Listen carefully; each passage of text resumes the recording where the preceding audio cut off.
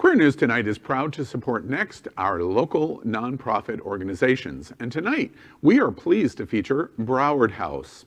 Opening its doors as an assisted living facility in 1988 to care for those living and dying with AIDS with dignity.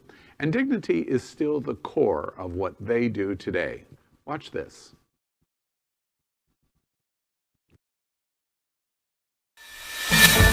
Every 9.5 minutes, someone in the U.S. is infected with HIV. An estimated 50,000 new HIV infections occurred.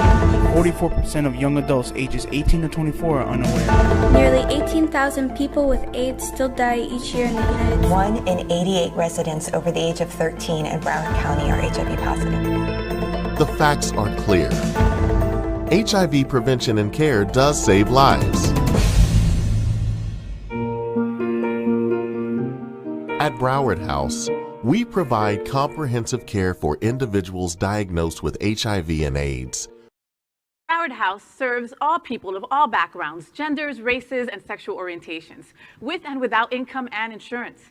Their services include a full spectrum of support to live with and prevent HIV. And their goals are simple: to support the health and stability of each individual with a plan unique to their goal, allowing each person to create their own success story. Joining us tonight is Stacy Hyde. She began leading the agency in 2013 as their CEO and has committed to Broward House's work in HIV care, prevention, and housing since 2002. Her tenure is complemented with a history as a social worker providing case management and mental health therapy at Center One in the 1980s, believing no one should be shunned because of any disease. To tell us more about Broward House and their amazing work in our community is President and CEO Stacy Hyde. Welcome, Stacy, to Queer News Tonight. Thank you for having me. Glad to be here. Well, Stacy, I want to begin with the 20,000-foot issue for a 501c3 charity like Broward House. You've gone through, this is the middle of March, you've gone through something unprecedented in the last 12 months. I know it's something that New Year's Eve 2019, you could have never anticipated what those 12 months were going to be like. How did you get through it? So I think, like everybody, nobody anticipated this, but we work in HIV and we serve those who are homeless and with mental health. So when it came to the table, and I can still remember sitting at the table with the team saying, what do we do next when the pandemic started to hit? Everybody said, well, we know how to respond to crisis. We keep providing care. And we found a mask guy. We asked for help. We reached out to our community, as all of us did in unique ways. But I have to say that our team of staff just said, we know what this looks like. We know what a pandemic looks like. We have lived with HIV for 30 years as an agency. So we wanted to make people feel comfortable and do the work. Now, we had to jump through hoops. We had to figure out technology. We took medications to people's homes and picked up food to take to people's homes. And we had to find new ways to do it. We have, as every nonprofit, struggled financially, and as a lot of businesses, but we figured it out, and we worked with other agencies in the community, and that's when our partnerships became so important, where we shared information and did it together. You know, Stacy, you're literally the first person that I have heard in the last year make the linear dot connection that yours and our community's experience in HIV was a training ground to prepare for the biggest pandemic in history. Yeah. That's super fascinating in terms of that.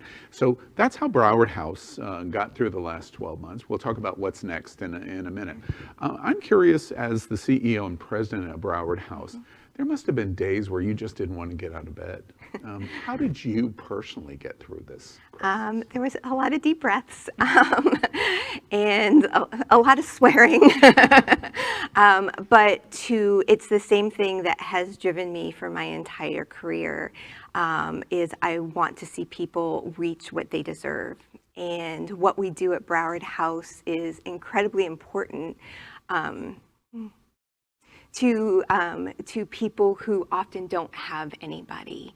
And a lot of times we'll hear, we've heard about money tonight on the episode, but we have found that a lot of times people, it's not the money, but they're one person away from whatever that goal is. If it's being stable with mental health, if it's getting HIV under control. And I knew that I needed to be that one person for our staff, and that our staff needs to be that one person for the thousands of people we serve. So there wasn't a choice of not getting up. Yeah, I have said here at Queer News Tonight, and it's happening out, etc.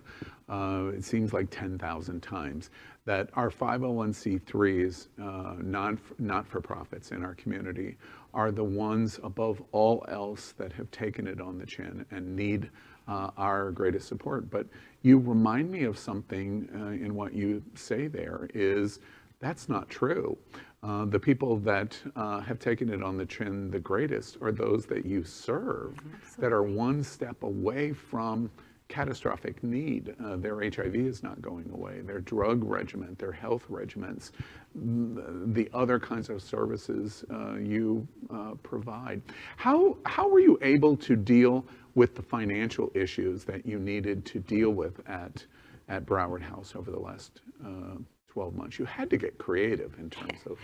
luckily as a nonprofit, you know how to get creative and do with what you have. So we did the best that we could with what we had. There was also community support. Our fund and the Smart Ride stepped up and provided support for us immediately. And that's when we recognized how important our community partnerships are as well. We have shifted how we do business.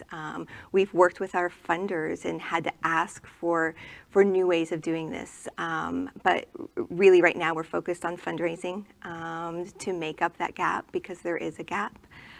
But we have done the best that we could with what we have in front of us. Yeah, that brings me to something that's important coming right up. Of course, I've heard of Dining Out for Life. You participate in the national program.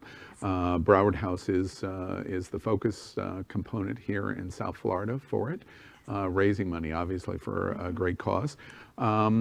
Dining out for life is complicated because we went through a long period of time that another segment of our society that's taken it on the chin is restaurants. Yes. But I understand that Dining Out for Life is coming back, but there's some changes for April next month. Tell us a little bit about what Broward House is going to be doing with their annual Dining Out for Life. Yeah, we wanted to continue to move through 2021 and have Dining Out for Life. We weren't able to do it in 2020. But as you said, our restaurants have been impacted, and our restaurants have been so generous with us over the years and with many organizations over the years. So what we decided is instead of one day, typically Dining Out for Life is the last Thursday of the month, is let's do Dining Out for Life from April 1st to April 30th. And we have a few goals in that. One is we want to fill the restaurants and fill them with takeout and dine in and help them to be strong, because restaurants have been a core part of philanthropy in our communities and supporting our organizations. So we want to give back to them and make them strong. So we're asking everybody, we'll have about 30 restaurants to check out our website, do maybe a Dining Out for Life passport and hit every restaurant that you can for the month of April, and let them know that they're important and that we appreciate the support for Broward House. The next thing is we are straight up asking people to donate directly to us. Typically we'd raise about $50,000 from our restaurants. We're not going to do that this year, and we need people who have the ability to donate. Anybody who cares about individuals living with HIV and wants to see this go away as much as COVID. This is another disease we want to combat. We're asking for people to donate to us. And then to share the restaurants, to share the Broward House message. HIV and care and prevention are important to everybody. They may not know it, but it impacts somebody in their lives, and we have the power to change that. It's also interesting to me that our conversation has kind of moved to how Broward House got through this, how you were able to get out of bed, how you were able to provide and continue to provide services to those that needed your services so much, was community. Community steps up. It's not the big institutions. It's not the federal government. It's not those. It's the community. And one of the perfect examples of that is the restaurant industry. Most of these restaurants are small mom and pop organizations at the end of the day. And even with what they're facing, they're still stepping up for an organization like Broward House. We have been passionate here at Queer News Tonight of supporting Flockfest, for example, in their event at Barrita and at Tats and Tacos, etc., because the restaurants really have been such a core support.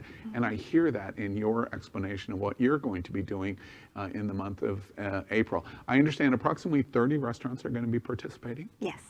Yeah, and you can find that out by going to your website. Yeah. Okay, well, and let's make sure that we do that and find out the details of how to support that. How do we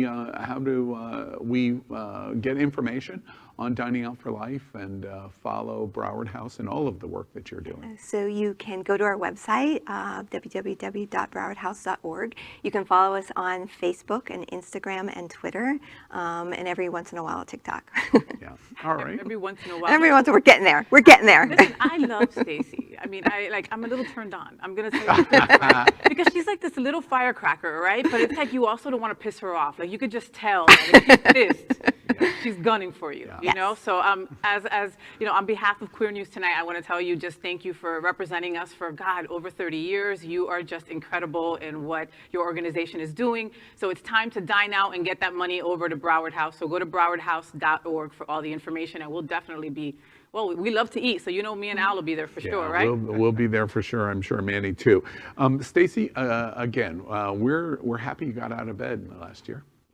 And we're happy that Broward House has survived this. You must be optimistic of what you're seeing in the news and the vaccines, where all of this is going. We are. There is a lot of hope. There is a lot of hope is on the horizon, yeah. Right. And I love the illustration. I won't think about the pandemic in the same way. Those that had the greatest experience in the HIV pandemic were the best prepared in the COVID-19 pandemic. Make sure that you get out there and support Broward House.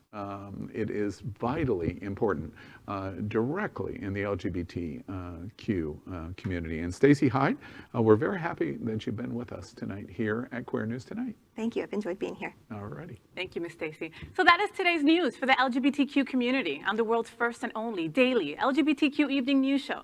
Is our community important to you?